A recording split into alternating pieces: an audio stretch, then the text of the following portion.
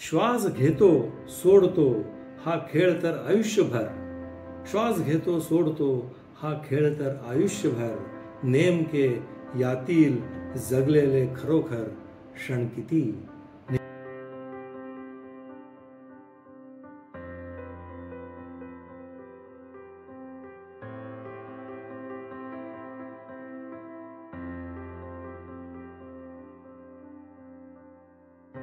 दीवाने खास की महफिल में आप सभी खास मेहमानों का फिर एक बार खास इस्तकबाल, बहुत बहुत स्वागत. संदीप गुप्ते का प्यार भरा आदाब. मराठी गजल रसिकांना सप्रेम नमस्कार. पाहून सुद्धा ऐकता येते, काया तुझी ही बोलकी आहे. तर मित्रांनो, आज आपण मराठी गझलकार, प्रकाशक, विचारवंत दास पाटील यांची वैचारिक आणि दर्जेदार मराठी शायरी या विषयावर बोलणार आहोत. तो दोस्तों, मराठी शायरी का एपिसोड होने की वजह से गुफ्तगू का सिलसिला जो है वो दोनों ज़बानों में कायम रखेंगे, यानी मराठी में भी और हिंदुस्तानी ज़बान में भी, ताकि हिंदी उर्दू वालों को भी मराठी गज़ल की खूबसूरती, उसका हुस्न और उसकी ताकत का पता चल सके. तो सबसे पहले शायर के बारे में मुख्तसर मालूमात और उसके बाद उनके चुनिंदा बेहतरीन अशार.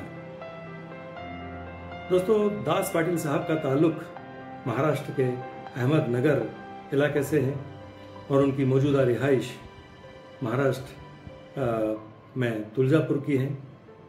उन्होंने मराठवाड़ा यूनिवर्सिटी से तालीम हासिल की है. एक लंबे अरसे से मराठी कविता, मराठी गज़ल और मराठी साहित्य, संपूर्ण साहित्यम की खिदमत कर रहे हैं दास पाटिल साहब. मराठी गज़ल के शायर होने के साथ ही दास पाटिल एक प्रकाशक भी हैं. समग्र प्रकाशन के वो सर्वे सर्वा हैं और अब तक मराठी कविता और गज़ल और अन्य विधाओं की दर्जनों किताबें प्रकाशित कर चुके हैं. दास पाटिल कवि सम्मेलन, गज़ल मुशायरे, ऐसे कई कार्यक्रमों का आयोजन भी करवाते रहते हैं. इस तरह साहित्य सेवा में उनका अच्छा खासा योगदान रहा है. और जहाँ तक दास पाटिल साहब की गज़ल की शायरी का ताल्लुक है, तो उनकी शायरी के ताल्लुक से मैं एक बात कहना चाहूँगा कि उनकी शायरी की एक खासियत जो मुझे नज़र आती है वो ये है कि उनके यहाँ पर, उनकी शायरी में कई जगह पर जिंदगी का फलसफा नजर आता है. तो जिंदगी के फलसफे की जो शायरी है, लाइफ फिलोसॉफी, उनकी शायरी में झांकती हुई नजर आती है जगह जगह पर. तो यही उनकी शायरी की खासियत भी है और ताकद भी है मेरी नज़र में. तर मित्रांनो, आपण नजर टाकूया दास पाटील यांचे काही निवडक शेरांवर. तर मित्रांनो, एपिसोडच्या सुरुवातीला मी एक शेर दास पाटील यांच्या तुमच्यासमोर पेश करतो. तो बघा. या घराबाहेरची दुनिया तुझी नाहीच आहे, या घराबाहेरची दुनिया तुझी नाहीच आहे, आतली दुनिया सुद्धा तितकी खरी नाहीच आहे, आतली दुनिया सुद्धा तितकी खरी नाहीच आहे. आता हा शेर बघा. किती आले थवे माझ्याकडे, किती आले थवे माझ्याकडे, कुणी केले आभाळी मला, कुणी केले आभाळी मला. आणि आता हा एक शेर बघा, एक नोबल थॉट या शेरांमध्ये तुम्हाला दिसेल. तो बघा.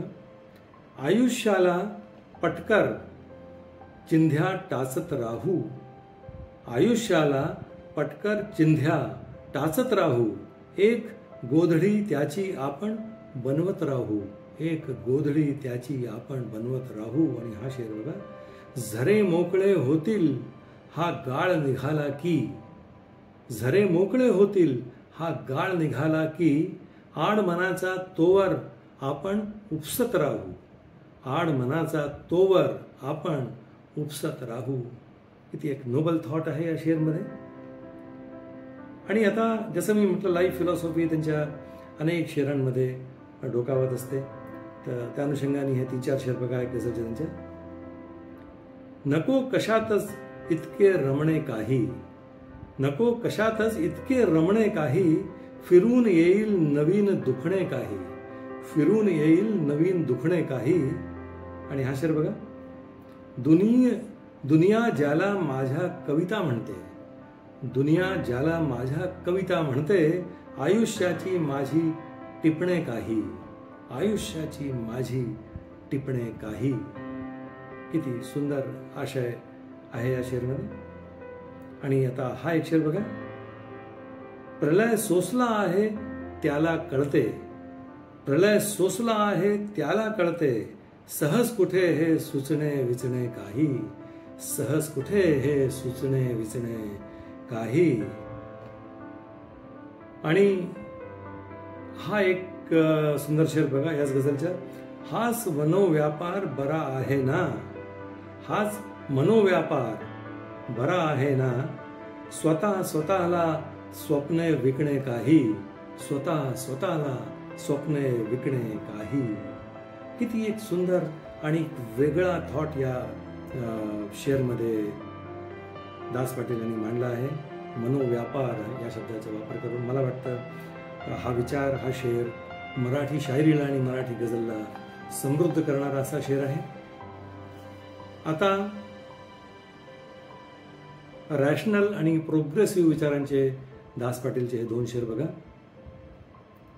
खीळ दाराची निघाली पाहिजे, खीळ दाराची निघाली पाहिजे, माणसे बाहेर आली पाहिजे, माणसे बाहेर आली पाहिजे. आणि हा एक शेर बघा, धर्म वाचवतो कुणाला हे बघू, धर्म वाचवतो कुणाला हे बघू, एकदा दुनिया बुडाली पाहिजे, एकदा दुनिया बुडाली पाहिजे.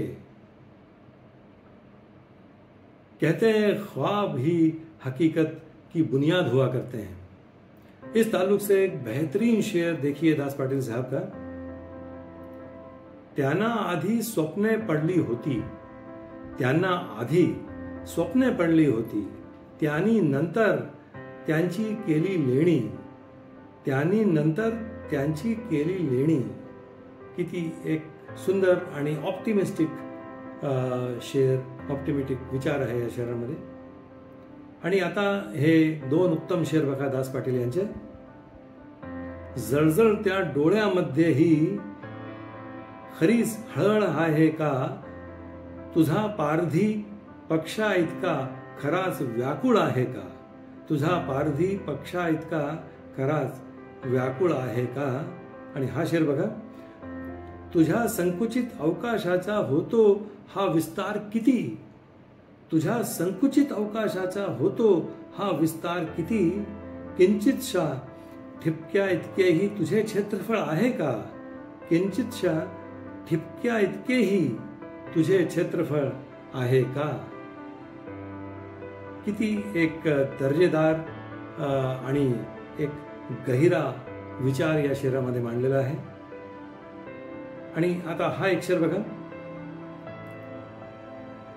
एकमेकासारखे आपण, एकमेकासारखे आपण, पण तरीही वेगळे आपण, पण तरीही वेगळे आपण.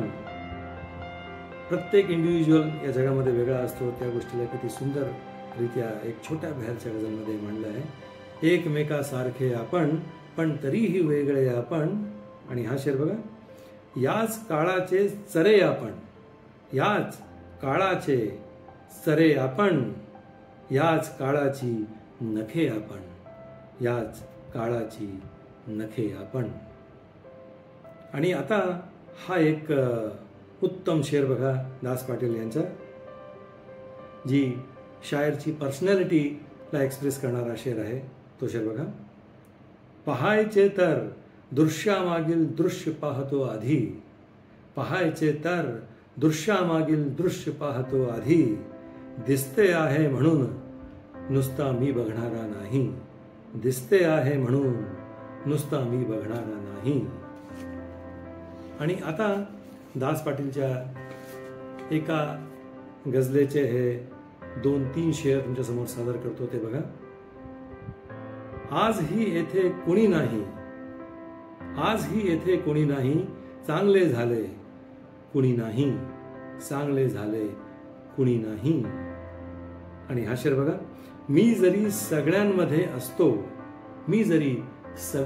असतो, पण इथे माझे कुणी नाही. मुझ में रहता है कोई दुश्मन जानी मेरा, खुद से तन्हाई में मिलते हुए डर लगता है. बशीर बद्र साहेबांच्या या शेरची आठवण करून देणारा दास पाटील साहेबांच्या त्यांची स्वतंत्र अभिव्यक्ती मधला हा एक उत्तम शेर बघा. आपल्याला खात बसलेले आपणच, दुसरे कुणी नाही.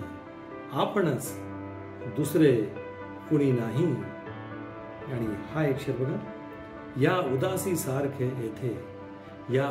सारखे येथे देखणे इतके कुणी नाही. आणि हा एक लाजवाब शेर बघा दास पाटील यांचा. दाखवत आहे दुहेरी पण तुझे, चेहऱ्याची शून्य निर्विकारता.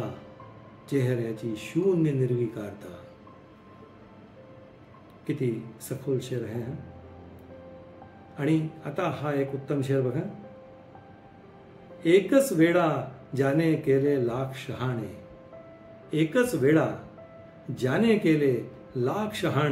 मग साऱ्यांना त्या वेड्याचे वेड लागले. किती आगळा वेगळा खयाल आणि एक आगळी वेगळी अभिव्यक्ती आहे. आणि परत मी असं म्हणेन की हा विचार किंवा हा शेर देखील मराठी साहित्य आणि मराठी शायरीला समृद्ध करणार आहे.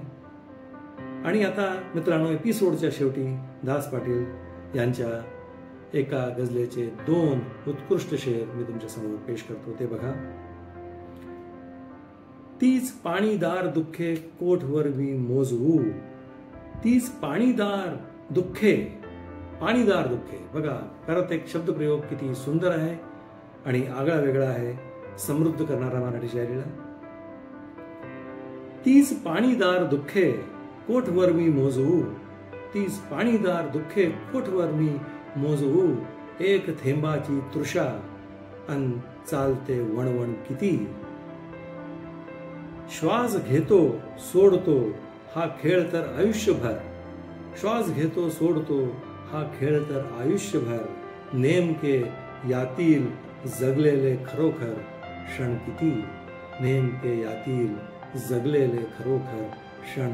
किती. तर मित्रांनो, हे होते काही निवडक शेर दास पाटिल यांच्या शायरीच्या खजिन्यातनं जे तुमच्या समोर मैं पेश करें। तो दोस्तों मुझे उम्मीद है मराठी शायर दास पाटिल इनके चुनिंदा अशार जो मैंने आपके सामने पेश किए आपको ज़रूर पसंद आए होंगे। तो अगली मर्तबा किसी और शायर या शायरा का कलाम लेकर मैं आपके सामने फिर हाजिर होता हूँ। तब तक चैनल को सब्सक्राइब कीजिए और हमसे जुड़े रहिए। बहुत बहुत शुक्रिया।